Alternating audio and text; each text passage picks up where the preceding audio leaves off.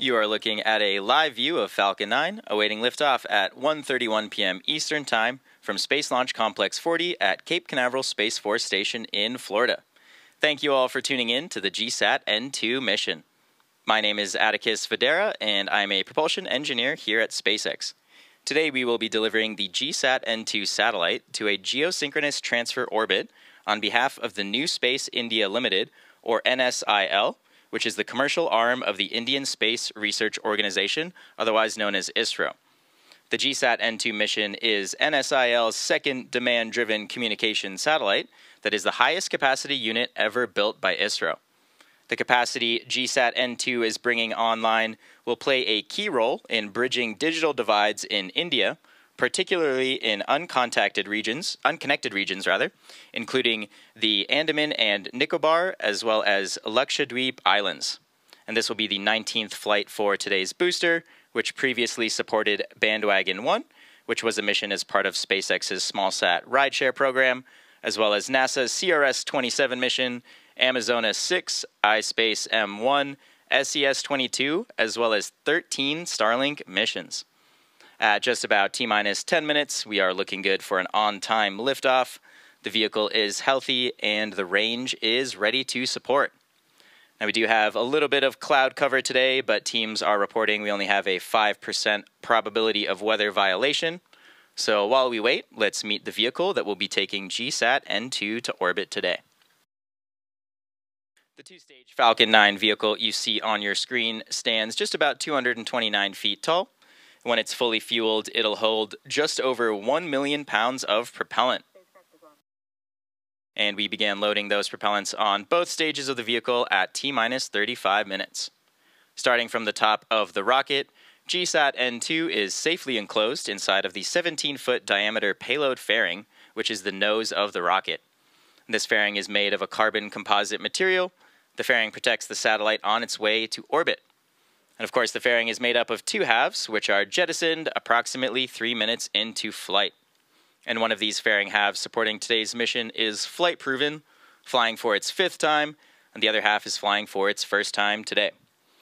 Both sides of the fairing will be recovered after today's flight by our fairing recovery ship, Bob. Now, below that payload fairing, we do have the second stage, which is the part of the rocket which will take our payload to its destination orbit.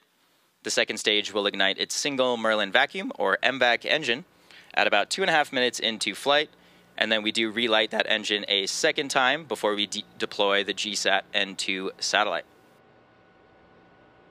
Below the second stage, you can see the black interstage, which is part of the first stage booster, and at the bottom of that first stage, there are 9 Merlin M1D engines, and these will get Falcon 9 off the ground and up to the thinner parts of the Earth's atmosphere. Shortly after liftoff, the first and second stages will separate from one another, and then the second stage will continue to orbit, while the first stage will start making its way back down to Earth. The first stage is designed to be reflown with minimal refurbishment between flights. Today's booster is flying for the 19th time, and we will be attempting to land on our drone ship, Just Read the Instructions, which you can see there on your screen, currently stationed in the Atlantic Ocean. If we are successful in recovering the booster today, it will mark the 371st successful recovery of an orbital-class rocket. And lastly, that large truss structure that you see next to the rocket is the Transporter Erector, or TE. We use this to both roll the rocket out to the pad, as well as to raise it to its vertical launch position. In callouts over the nets, you might hear the TE referred to as the strongback from the launch team. And this TE also routes the vehicle's fluids, power, and telemetry umbilicals from the ground systems to the rocket and to the satellite, all the way up until the moment Falcon 9 transitions to internal power. And now that you're a little more familiar with the vehicle, let's learn more about today's payload, GSAT N2.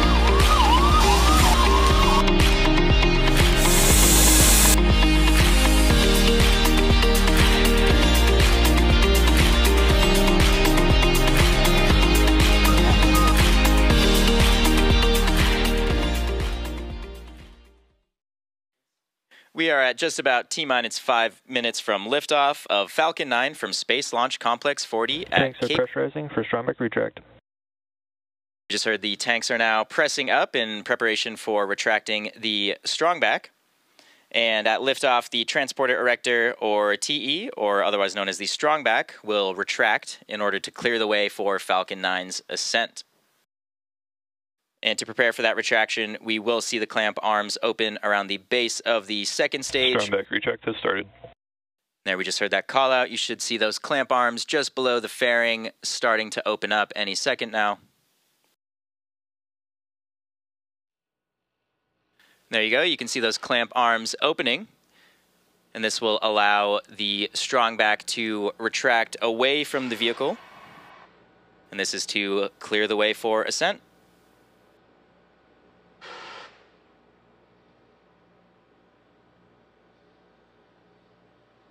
Should be seeing that strongback start to recline in just a couple seconds here.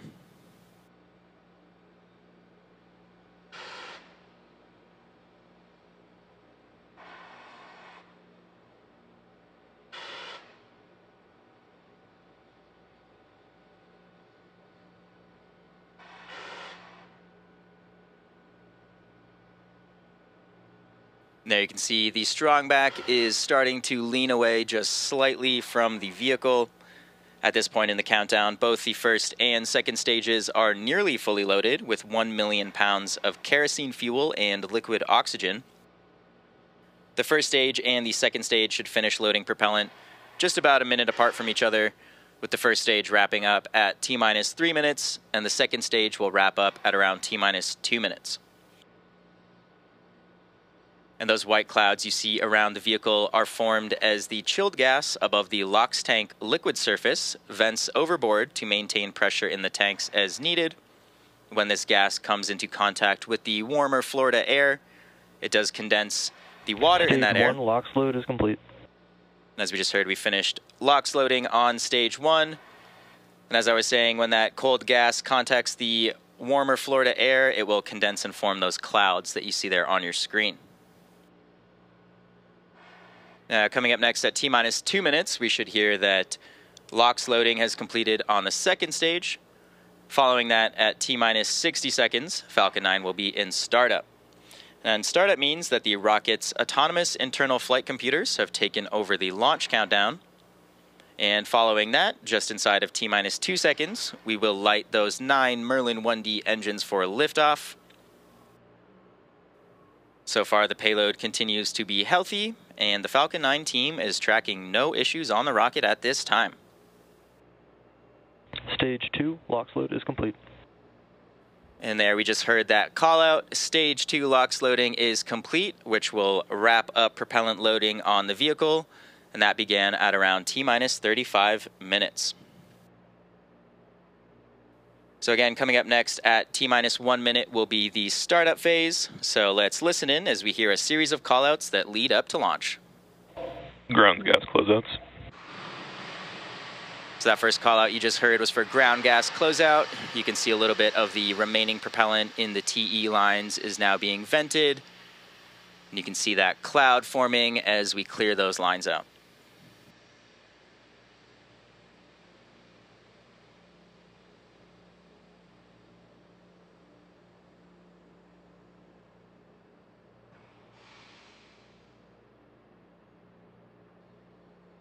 Falcon 9 is in startup.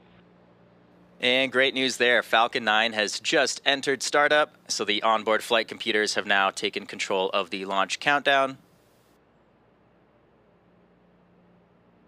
Go for launch. And there we just heard our go for launch from our launch director. So let's listen in as we lift off Falcon 9.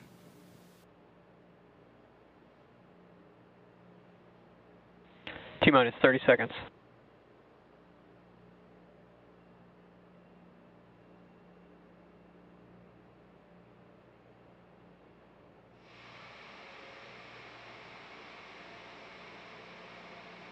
T-minus 15. 10, 9, 8, 7, 6, 5, 4, 3, 2, 1. Ignition. And liftoff. Go Falcon, go GSAT 20.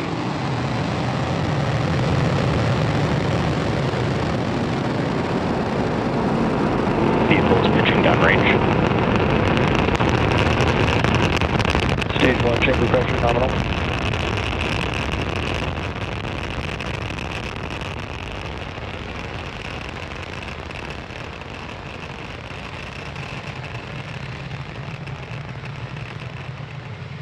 T plus 30 seconds into flight, Falcon 9 has successfully lifted off from Space Launch Complex 40 at Cape Canaveral Space Force Station, carrying the GSAT N2 satellite. Now, during ascent here, we will Power and telemetry are nominal. We will tilt or gimbal the engines, and this will turn the rocket horizontally in a maneuver known as a gravity turn. Now we're still going up, as you can see in that telemetry in the bottom left side of your screen. Falcon 9 is supersonic. We're also heading horizontally away from the launch pad, now at supersonic speeds. We should be throttling the engines down soon in preparation for max Q, or maximum aerodynamic pressure. Max Q. There we go, we just heard that call out. This is a critical moment during flight because the combined stresses caused by Falcon 9 accelerating through the atmosphere and the ambient static pressure are at their greatest. Now, the rocket typically needs to go about 17,500 miles per hour horizontally in order to avoid being pulled back down to Earth and to get into orbit. You can track our progress to orbit by keeping an eye on that Stage 1 telemetry in the bottom left side of your screen. We just heard we're starting the ascent chill on the MVAC engine, and we are coming up on a series of events. Those are main engine cutoff, or MECO, followed by stage separation, second engine start 1, or SES1, and then following that is fairing separation. During MECO, we do shut down those 9 M1D engines, and then following that we separate the first stage and the second stage. Once separated from the second stage, the booster will flip its orientation and begin heading back to Earth, and simultaneously the second stage MVAC engine will ignite. Following that quickly will be a fairing separation. So we should be coming up on MECO in just a few seconds here.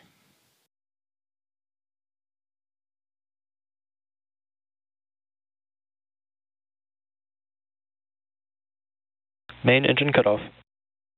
Stage separation confirmed.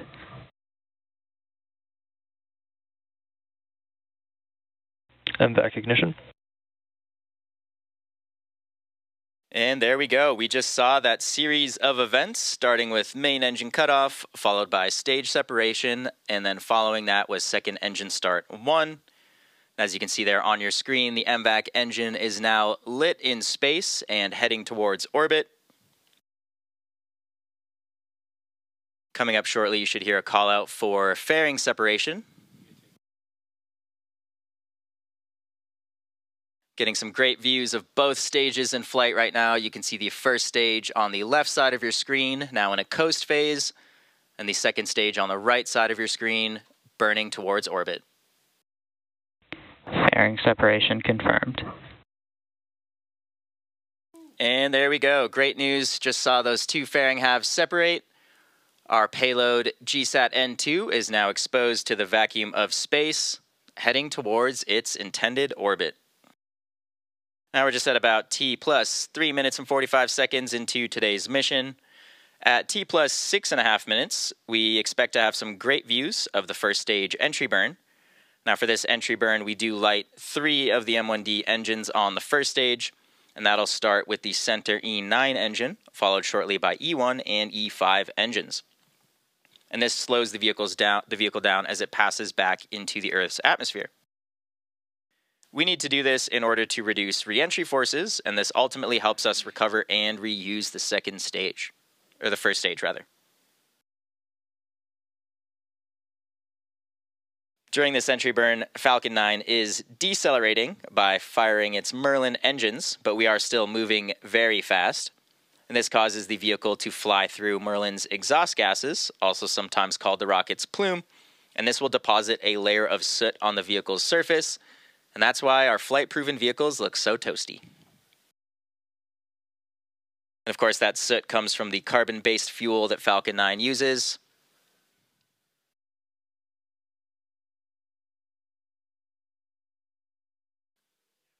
And we are coming up on that entry burn in just about a minute now. You might notice in the first stage telemetry on the bottom left side of your screen, our altitude is now decreasing while our speed is increasing. Gravity has taken over and the vehicle is Both now... vehicles are on nominal trajectories. The first stage is now heading back down towards Earth on a nominal trajectory, as we just heard on the nets. And of course, the second stage continuing to accelerate towards its intended orbit, now going over 13,000 kilometers per hour at an altitude of 160 kilometers.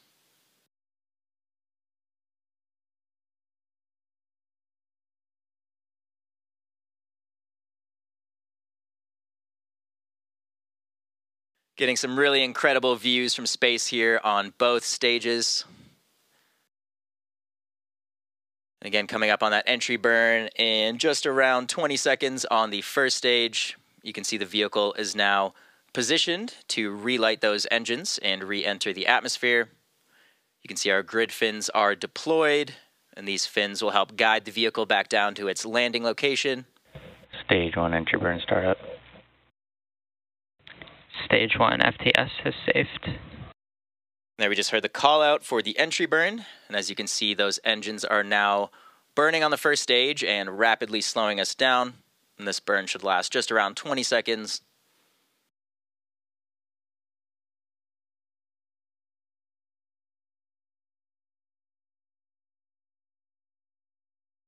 Stage 1 entry burn shut down.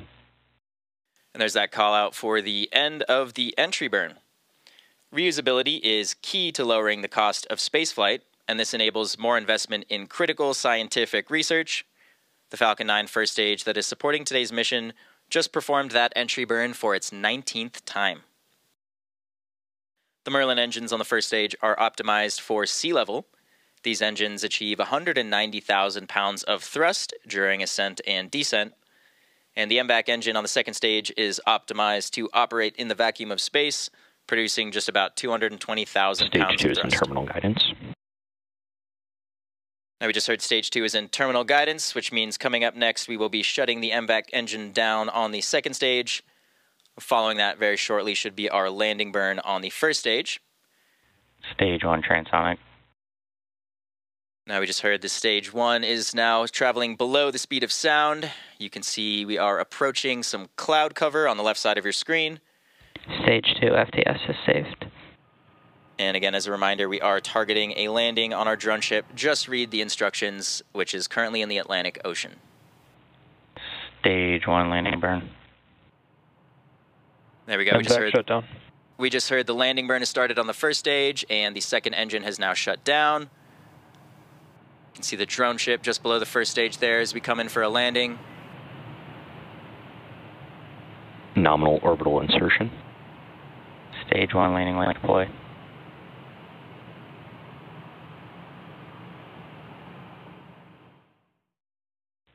Stage 1 landing confirmed. And there you have it. That landing marks SpaceX's 371st recovery of an orbital class rocket, which includes first stage landings for Falcon 9 and Falcon Heavy. We did also hear we had a nominal orbit insertion on the second stage. So our second stage is now embarking on its coast phase. And after this coast phase, we will light that MVAC engine for a second time around the T plus 28 minute mark. And that will be followed by payload deploy around the T plus 34 minute mark.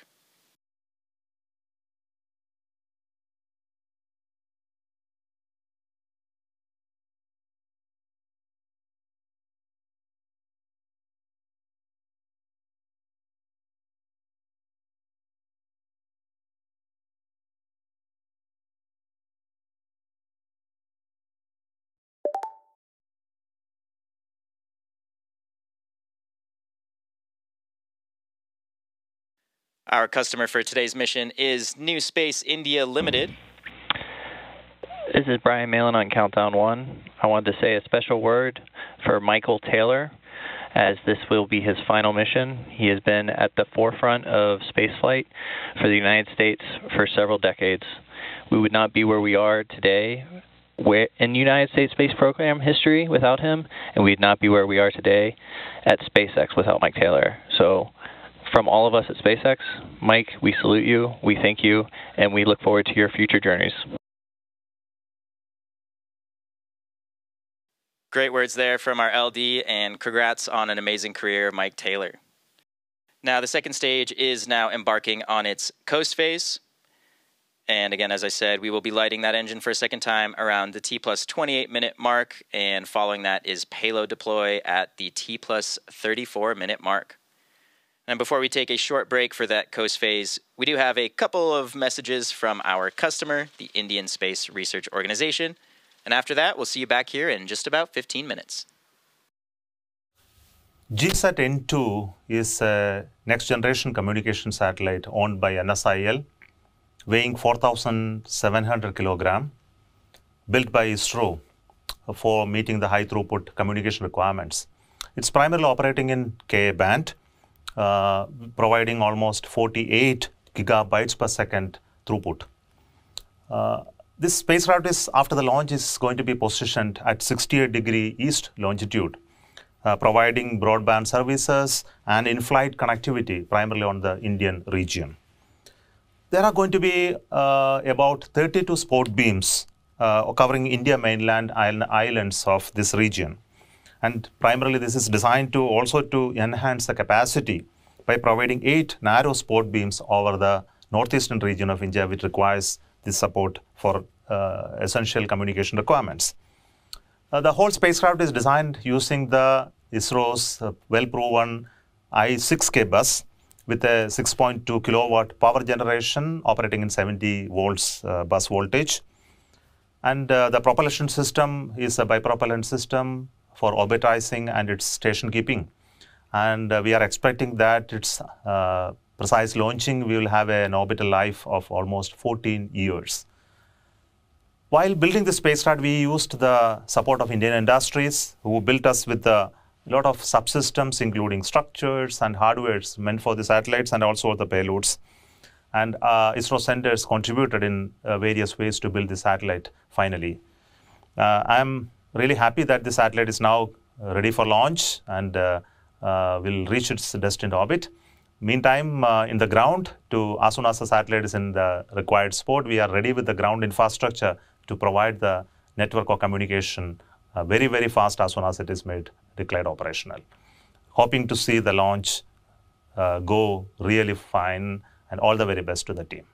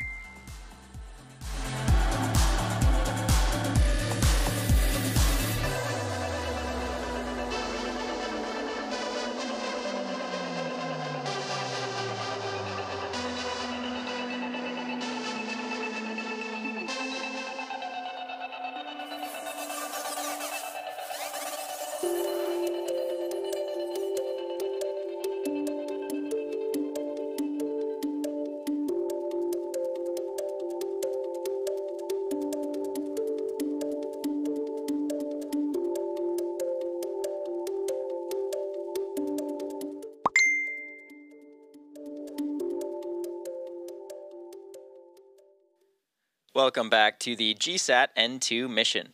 We've had a great mission so far. Falcon 9 lifted off at 1:31 p.m. Eastern Time from Space Launch Complex 40 at Cape Canaveral Space Force Station in Florida.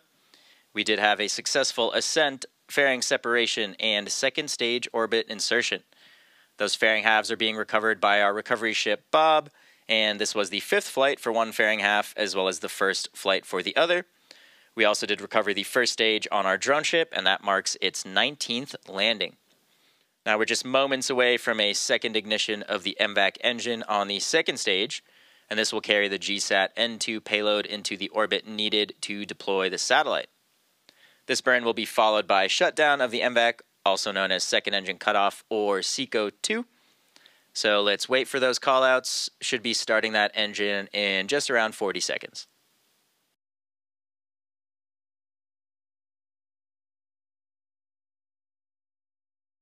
As you can see in that telemetry, we now are at about 240 kilometers above the surface of the Earth.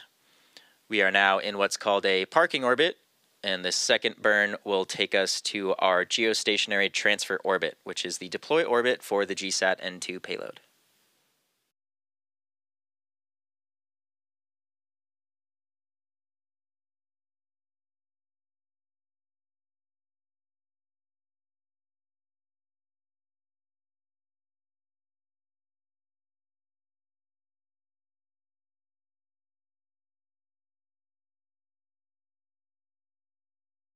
MVAC ignition. As you can see there on your screen, we did just light the MVAC engine. We are now accelerating into our geostationary transfer orbit. This burn should last just around a minute in total.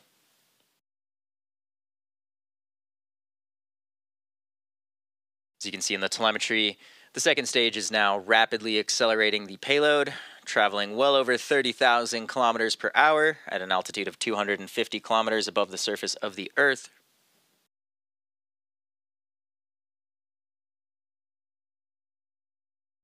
Getting some great views of the MVAC nozzle glowing that bright orange as it radiates heat away into the vacuum of space.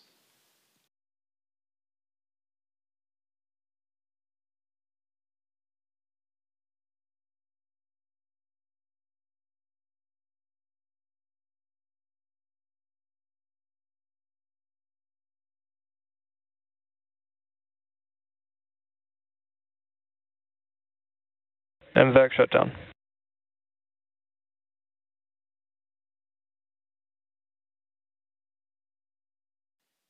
And with that second engine cutoff, Nominal orbital insertion. and a nominal orbit insertion, as we just heard, we are now just a few minutes away from payload deploy. We will take one more short break for the final few minutes of coast, and we'll see you back here in just about 4 minutes.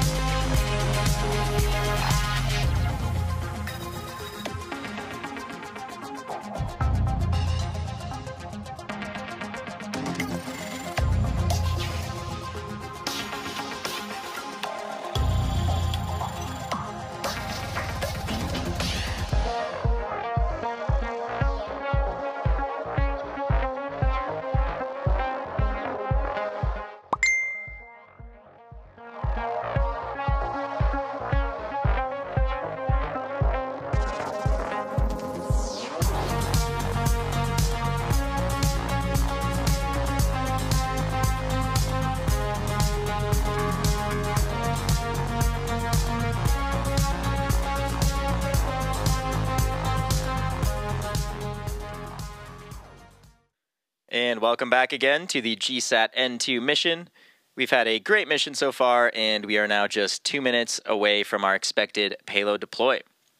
Our customer for today's mission is New Space India Limited, which is the commercial arm of the Indian Space Research Organization, otherwise known as ISRO, which is a Government of India company under the Department of Space. GSAT N2 is a communication satellite set to enhance broadband services, in-flight and maritime connectivity across the Pan-India region, as well as provide cellular backhaul operations. The satellite has been specifically designed to meet the demanding service needs of remote unconnected regions, including the Andaman and Nicobar and Lakshadweep Islands. GSAT N2 has a mission life of 14 years, and the entire capacity is spread across 25 wide spot beams and 8 narrow spot beams, with higher throughput concentrated in northeastern regions. NSIL will be ready to commence commercial services to its customers immediately after completion of in-orbit testing and commissioning of the satellite at its designated orbital slot at 68 degrees east.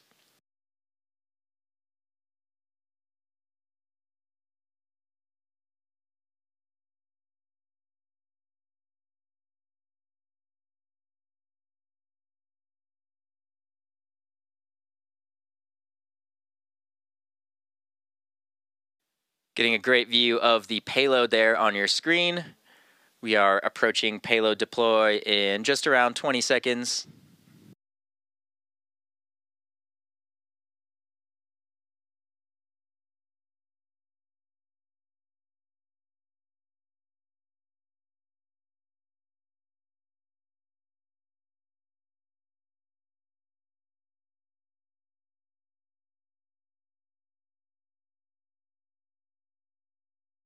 GSAT N2, payload deploy confirmed. And there goes GSAT N2. You just heard that call out, and you can see the satellite moving away from the second stage on your screen right now. That will wrap up our coverage for today. Thank you for joining us for SpaceX's 114th successful launch of 2024.